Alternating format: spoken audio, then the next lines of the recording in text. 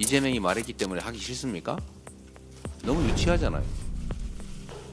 본인들이 대안을 내세요. 그러면 이제는 여당도 아니지만 어쨌든 연이 있는 한때 여당 아닙니까? 아니 대책은 내지 않고 우리가 하자면 무조건 반대하고 뭐 어쩌자는 거예요. 그 내란 수계를 여전히 끌어안고 같이 가겠다는 겁니까?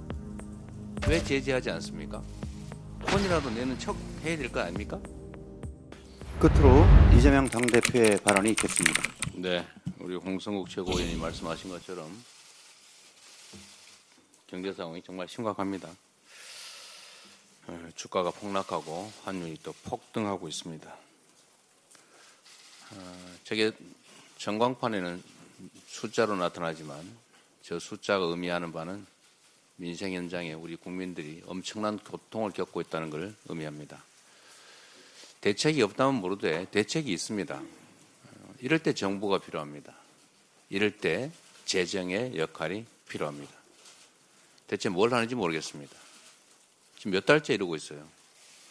추경하자, 또 하겠다, 검토하겠다 한 지가 지금 몇 달째입니까? 제가 최상목 부총리 쪽으로부터 내가 들은 바로는 재정 조기 집행을 해보고 1분기 지난 다음에 추경을 뭐 해보겠다는 얘기를 제가 1월 달쯤에 들었어요.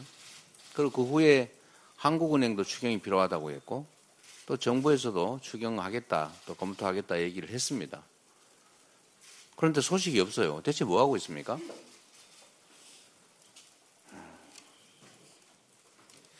국민들의 고통에 대한 공감이 없는 거겠죠.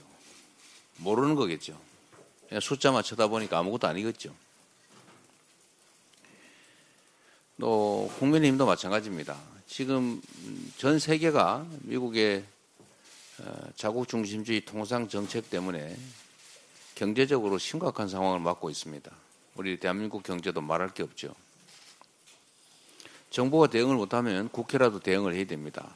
국회에 통상 대응 특위라도 만들어서 의원 외교라도 하자.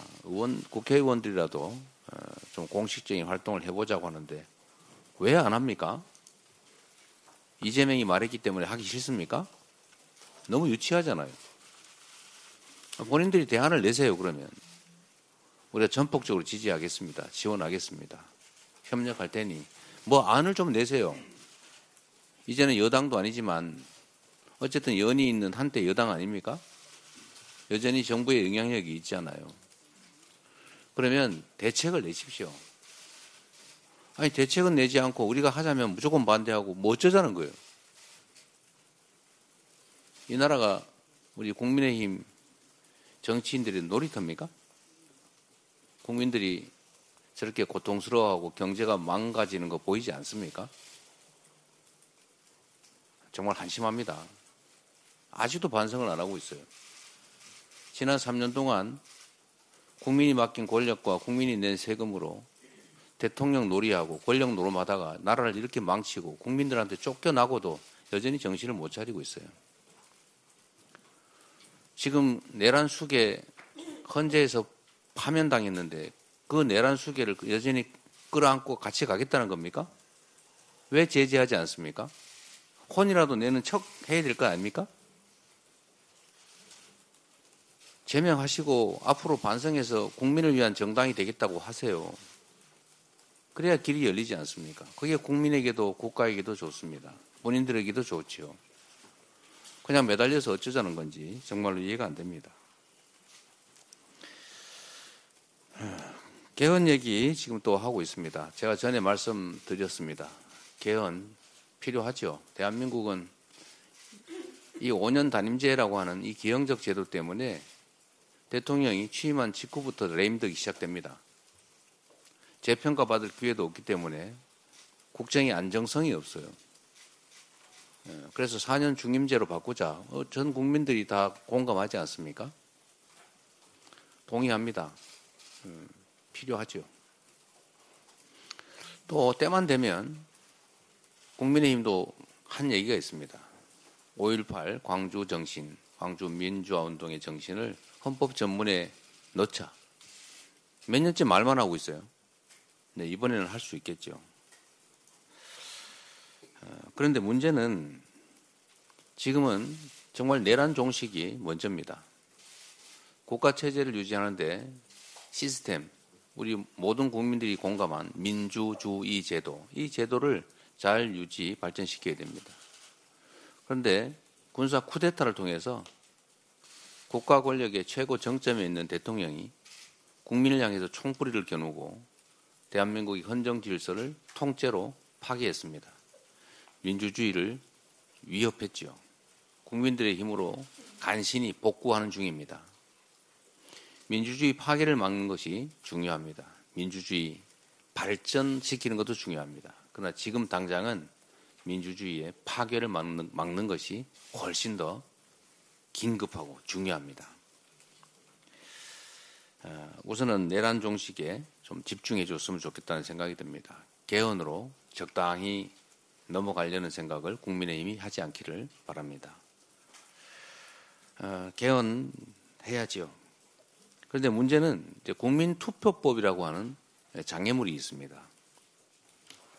지금 현재 국민투표법상으로 사전투표가 허용되지 않기 때문에 동시에 이 개헌을 하려면 헌법 개정안에 대해서는 본투표일에 대해서만 할 수 있고 사전투표하는 사람은 사전투표장에서 개헌투표를 할 수가 없습니다. 그렇게 되면 과반수가 안 될 가능성이 매우 높죠. 그러면 국민투표법을 개정해야 되는데 이게 또 시한이 있어요. 거의 이번 주 안에 처리가 되지 않으면 실질적으로 60일 안에 대선과 동시에 개헌을 하기가 물리적으로 불가능하다고 합니다. 최선을 다해서 국민투표법 개정을 해보도록 노력하겠습니다. 만약에 국민투표법이 신속하게 합의돼서 개정이 되고 시행이 된다면 개헌이 물리적으로는 가능하게 되겠죠. 그런데 이 개헌 문제를 가지고 일부 정치 세력들이 기대하는 것처럼 논점을 흐리고 내란의 문제를 이 개헌 문제로 덮으려고 하는 그런 시도를 하면 안 되겠습니다. 그러나 5.18 정신, 광주 정신을 헌법 전문에 게재하는 문제, 또 계엄을 요건을 강화해서 함부로 남용해서 친위 군사 쿠데타를 할 수 없게 하는 것, 이거는 국민의힘도 반대하지 않을 거라고 봅니다. 광주 5.18 정신 역시 권력자들에 의한 친위 쿠데타를 역사적으로 경험한 우리 국민들이 그 현장에서 싸워서 이겨낸 그야말로 민주주의의 핵심 정신이라고 하겠습니다. 5.18 민주화 운동에 관한 5.18 정신, 그리고 계엄 요건 강화 정도는 국민투표법이 개정이 돼서 현실적으로 개헌이 가능하다면 곧바로 처리할 수 있을 것 같습니다. 내란 종식, 내란 극복을 지금 당장 중요한 과제로 추진한다는 측면에서 할 수 있는 일이라고 생각됩니다.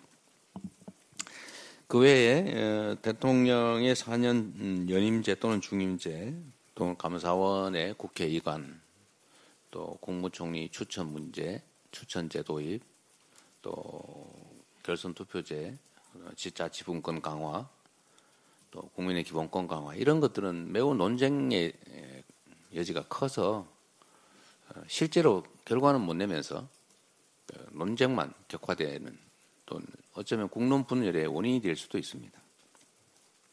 이런 복잡한 문제들은 각 대선 후보들이 국민에게 약속을 하고 대선이 끝난 후에 최대한 신속하게 개헌을 그 공약대로 하면 될 것 같습니다. 결론적으로 말씀드리면 지금은 개헌도 중요하지만 민주주의, 더 나은 민주주의도 중요하지만 민주주의의 파괴를 막는 것, 민주주의, 파괴된 민주주의를 회복하는 것, 내란 극복이 훨씬 더 중요한 과제다라는 점에 초점을 맞춰주시기를 부탁드립니다. 회의를 마치겠습니다.